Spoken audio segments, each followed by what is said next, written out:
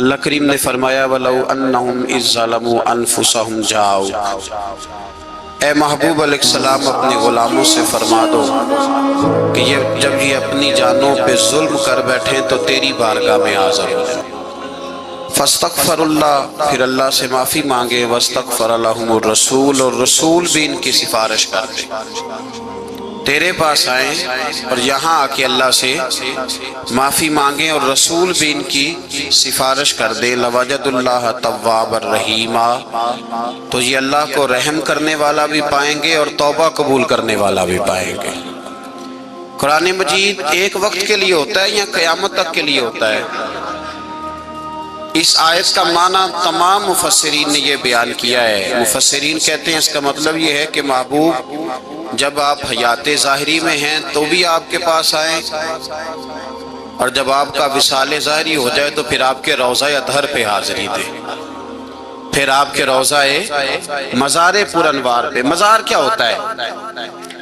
مزار ہوتا ہے کہ کسی نیک پرہیزگار عالم کا، صوفی کا، درویش کا، جو اس کی قبر ہوتی ہے اس کے اوپر ایک گنبد بنا دیا جاتا ہے یا ایک کمرہ بنا دیا جاتا ہے۔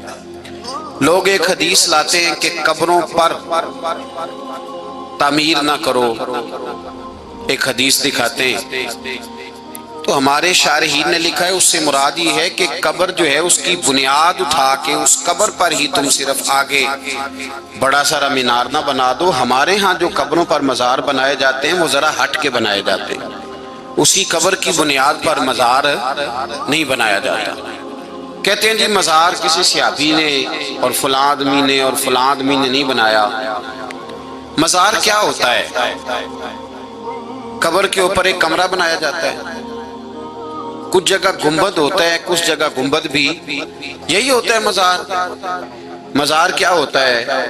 ایک قبر اور قبر کے اوپر ایک کمرہ، اسی کو مزار کہتے ہیں۔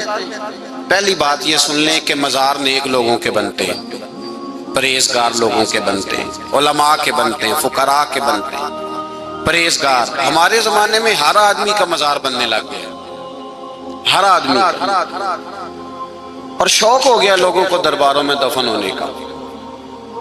حضرت میاں شیر محمد شرک پوری رحمت اللہ علیہ بہت بڑے صوفی تھے، وصیت کی تھی کہ مجھے قبرستان میں دفن کرنا۔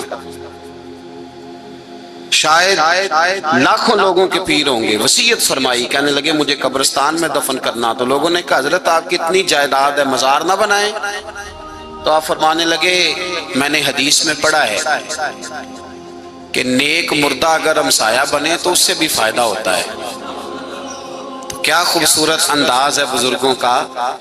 فرمانے لگے مجھے قبرستان میں دفن کرنا، اگر میں نیک ہوا تو میری وجہ سے کسی کا فائدہ ہو جائے گا، اور اگر میں نیک نہ ہوا تو وہاں کوئی نیک آ کے دفن ہوا تو میرا بھی فائدہ کر جائے گا۔ تو نیک لوگوں کے مزار ہوتے ہیں۔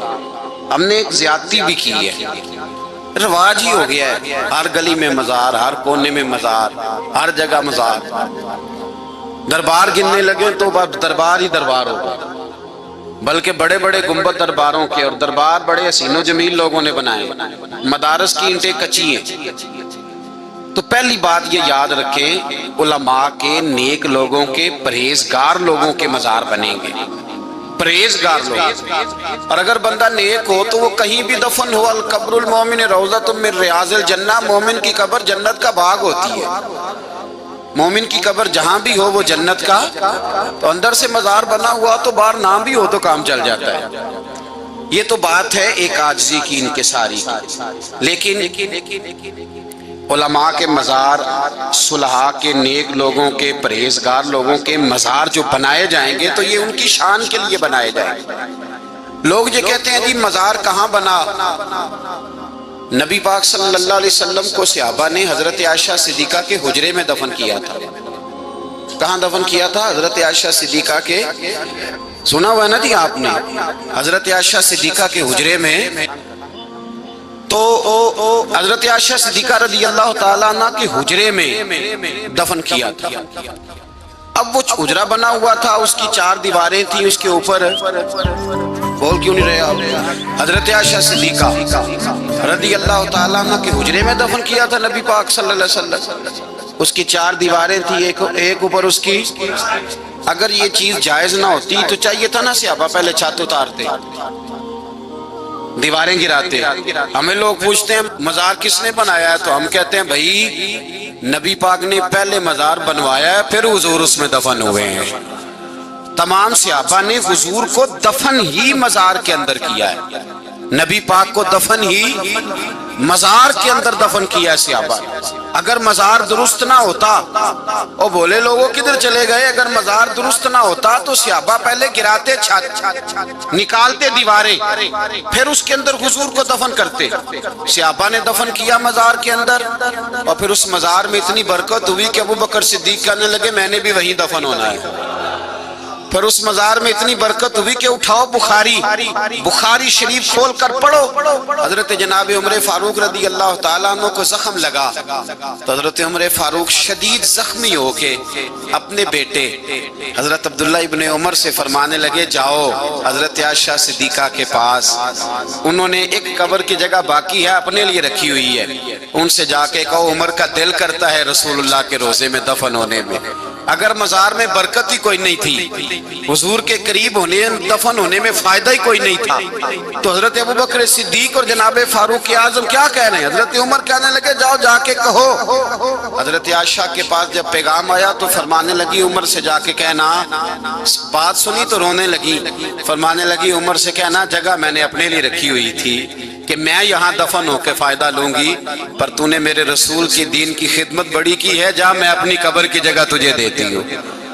بھئی اگر فائدہ ہی نہیں تھا، اگر مزار کی کوئی برکت ہی نہیں تھی، مطلب ہی نہیں تھا کوئی مزار، میرے مصطفیٰ کریم سید عالم صلی اللہ علیہ وسلم نے تو عام مومن کی قبر کی عزت بیان کی. فرمایا میں نے تمہیں، مسلم شریف کی حدیث ہے، میں نے تمہیں قبروں پر جانے سے منع کیا تھا، اب ضرور جایا کرو.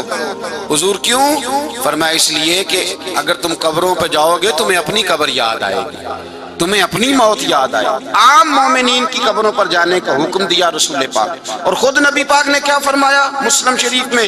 فرمایا میں نے اپنی والدہ کی قبر پر جانے کی اجازت مانگی تو مجھے مل گئی، دعا کی اجازت مانگی تو مجھے کچھ ظالموں نے اس حدیث کی روشنی میں لکھا ہے دعا کی اجازت اس لیے نہیں ملی کہ وہ مومنہ نہیں تھی. تو میں نے کہا یہ بتاؤ مشرکوں کی قبروں پہ جانا جائز ہے؟ حضور فرماتے ہیں مجھے قبر پر جانے کی اجازت ملی، دعا کرنے کی اجازت نہیں ملی. اس کا مطلب یہ بھی تو ہو سکتا ہے نا کہ محبوبہ دعا نہ کر، میں نے بغیر تیری دعا کے ہی ان کی بخشش فرما دی ہوئی، درجے بلند کر دی ہوئے بغیر تیری دعا کے. اور قبر پر جانے کی حضور فرماتے ہیں مجھے اجازت مل گئی، مجھے اجازت قبر پر جانے کی. تو یاد رکھے اور سمجھے اس بات کہ رسول پاک صلی اللہ تعالی علیہ وسلم اپنی والدہ کی قبر پر گئے. نبی پاک صلی اللہ علیہ وسلم کی پیاری زوجہ حضرت عائشہ فرماتی ہیں 15 شعبان کو میں نے دیکھا حضور جنت البقیع کی قبروں پر جاتے.